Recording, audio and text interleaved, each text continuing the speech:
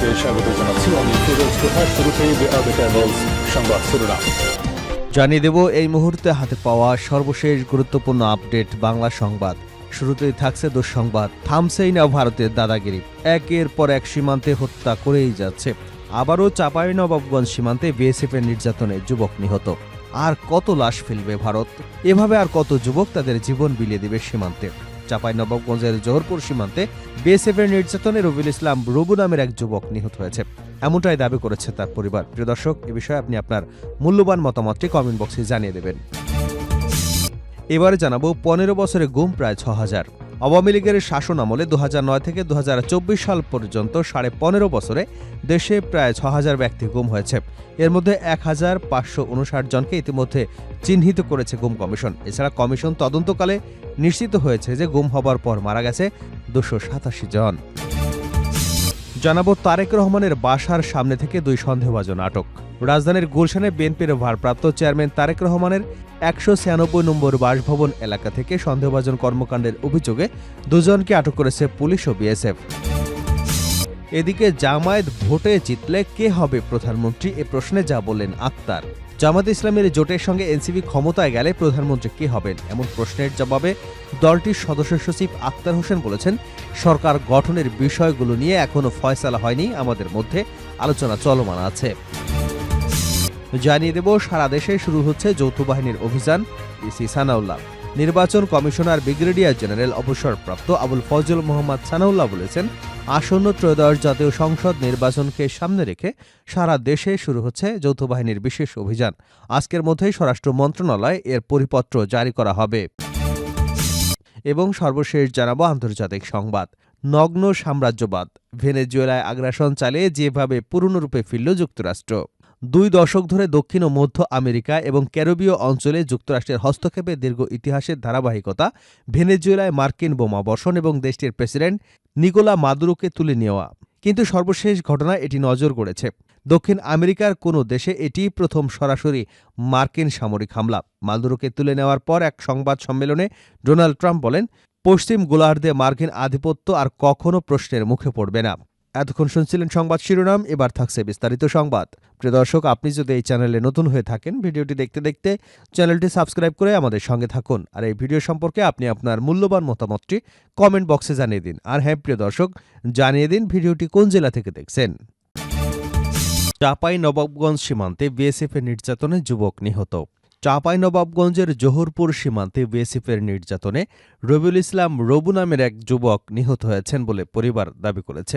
রোববার ভোরের দিক সদর উপজেলার জোহরপুর সীমান্তের উপরে ভারতের অভ্যন্তরে এ ঘটনা ঘটে। পরে মরদেহ ময়না তদন্তের জন্য ভারতের জঙ্গিপুর মহকুমা হাসপাতালের মর্গে পাঠানো হয়।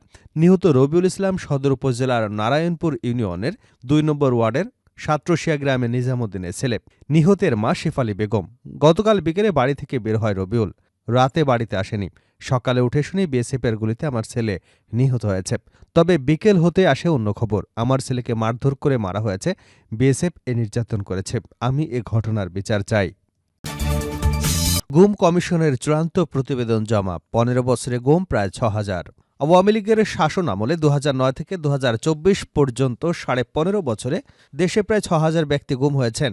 এর মধ্যে 1669 জন ইতিমধ্যেই চিহ্নিত করেছে গুম কমিশন। এছাড়া কমিশন তদন্তকালে নিশ্চিত হয়েছে গুম হবার পর মারা গেছে 287 জন। এদিকে গুম হওয়া ব্যক্তিদের মধ্যে রাজনৈতিক পরিচয় মিলেছে 61%। এ তালিকার হাই প্রোফাইলদের গুম করা হয় তৎকালীন সরকার প্রধান শেখ হাসিনার সরাসরি নির্দেশে, যাদের অনেককে আইনি প্রক্রিয়া ছাড়াই সীমান্তে পার করে ভারতে পাঠিয়ে দেওয়া হয়। গুম সংক্রান্ত কমিশন অব ইনকোয়ারির চূড়ান্ত প্রতিবেদনে এসব তথ্য তুলে ধরা হয়েছে। প্রতিবেদনে বলা হয়েছে, গুমের শিকার 75% জামায়াত শিবিরের নেতাকর্মী, 22% বিএনপি এবং অঙ্গ সংগঠনের।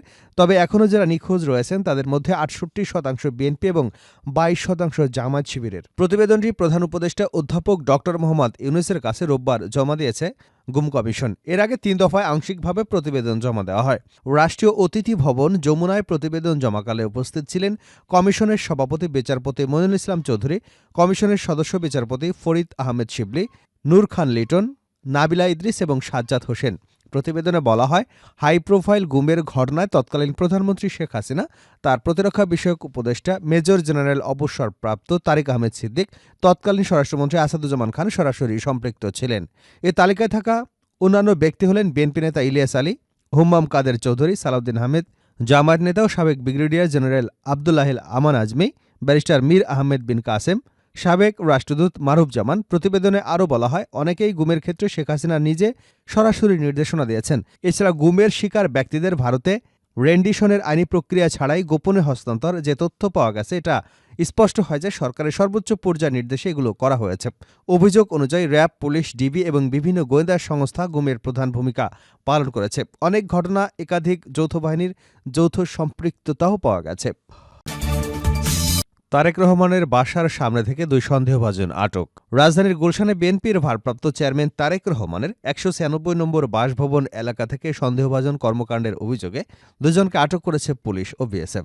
রবিবার বিকেলে গুলশান থানার ভারপ্রাপ্ত কর্মকর্তা রকিবুল ইসলাম এ তথ্য নিশ্চিত করেছেন। তিনি জানান, সকাল 10:50 বিএনপির ভারপ্রাপ্ত চেয়ারম্যান তারেক রহমানের গুলশানের 196 নম্বর বাসভবনের সামনে মোহাম্মদ রুহুল আমিন 46 নামের এক ব্যক্তি তারেক রহমানের বাসা পার্শ্ববর্তী গাড়ির বিভিন্ন অ্যাঙ্গেল থেকে ছবি তুলছিল। তার গতিবিধি সন্দেহজনক মনে হলে পুলিশ এবং বিএসএফ সদস্যরা তাকে জিজ্ঞাসাবাদ করে। প্রাথমিক জিজ্ঞাসাবাদে অসংলগ্ন তথ্য পাওয়ায় তাকে আটক করা হয়। আটক রুহুল আমিনের বাড়ি চাঁদপুরের মতলব দক্ষিণ উপজেলায়। এর কিছুক্ষণ পর বেলা 11:15 একই বাসভবনের সামনে থেকে ওমর ফারুক নামে এক ব্যক্তিকে সন্দেহভাজন হিসেবে আটক করা হয়। তার দেহ তল্লাশির সময় তার কাছ থেকে 2 পুরিয়া গাঁজা উদ্ধার করা হয়। আটক ব্যক্তিদের বিরুদ্ধে জিজ্ঞাসাবাদ সহ আইনি প্রক্রিয়া চলমান রয়েছে। জামায়াত জোট ভোটে জিতলে প্রধানমন্ত্রী কে হবেন প্রশ্নে যা বললেন আক্তার। জামায়াতে ইসলামীর জোটের সঙ্গে এনসিপি ক্ষমতায় গেলে প্রধানমন্ত্রী কে হবেন এমন প্রশ্নের জবাবে দলটির সদস্য সচিব আক্তার হোসেন বলেছেন, সরকার গঠনের বিষয়গুলো নিয়ে এখনো ফয়সালা হয়নি, আমাদের মধ্যে আলোচনা চলমান আছে। জোটের আলোচনায় এনসিপি কয়টি আসন পাচ্ছে এমন প্রশ্নে আক্তার বলেন, আসন বিন্যাস নিয়ে আমরা এখনো চূড়ান্ত সিদ্ধান্তে উপনীত হইনি, খুব অল্প সময়ের মধ্যেই চূড়ান্ত সিদ্ধান্ত হবে, তখন জানা যাবে কতটি আসনে শাপলাকলি প্রতীকের প্রার্থীরা প্রতিদ্বন্দ্বিতা করছে। নির্বাচনের সময়টা আমরা পার হতে চাই এবং আমাদের বর্তমান যে আলোচনাগুলো করছে সে আলোচনার প্রেক্ষাপটে আমরা এই সিদ্ধান্তগুলো সামনের দিনে নেওয়া হবে। রোববার বাংলা মোটরে এনসিপির অস্থায়ী কার্যালয় নির্বাচন নিয়ে মার্কিন যুক্তরাষ্ট্রের দূতাবাসের ঊর্ধ্বতন কর্মকর্তাদের মত বিনিময় শেষে সাংবাদিকদের তিনি একথা বলেন। বিচার সংস্কার বাস্তবায়ন এবং আধিপত্যবাদ মুক্ত, দুর্নীতিমুক্ত নতুন বাংলাদেশের প্রয়োজনে জামায়াত জোটের সঙ্গে সমঝোতা করে নির্বাচন করবার কথা জানিয়েছেন দলটির সদস্য সচিব আক্তার হোসেন। আক্তার হোসেন বলেন, ঐক্যমত কমিশনের সংস্কারের বিষয়গুলোতে বিএনপির সাথে অন্য রাজনৈতিক দলগুলোর মত ভিন্নতা দেখা দিতে দেখেছি। সেক্ষেত্রে বিএনপি এবং জামায়াতের সংস্কার প্রশ্নে এক ধরনের ন্যাচারাল অ্যালাইন তৈরি হয়। যেহেতু বাংলাদেশের সংস্কার বাস্তবায়ন করা এনসিপির অন্যতম প্রধান লক্ষ্য এবং আমরা বাংলাদেশকে আগের জায়গায় ফিরে যেতে দিতে চাই না, সে কারণে এককভাবে না থেকে বরং আরও শক্তিশালীভাবে আমরা অনেকের সঙ্গে একত্রিত হয়ে সামনে নির্বাচনের বৈতরণী পার হবার সিদ্ধান্ত নিয়েছি। তিনি বলেন, আজকে যুক্তরাষ্ট্রের প্রতিনিধিদের সঙ্গে এনসিপির প্রতিনিধিদের সাক্ষাতে আমাদের দলের পক্ষ থেকে এই প্রেক্ষাপট তুলে ধরা হয়েছে।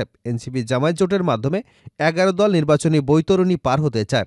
জোট গঠনের প্রেক্ষাপট সহ সমস্ত কিছু যুক্তরাষ্ট্রের প্রতিনিধিদের কাছে ব্যাখ্যা করা হলে তারা বাংলাদেশের গণতন্ত্রের স্বার্থে জনগণের যে কোনো সিদ্ধান্তকে ইতিবাচক হিসেবে দেখেন।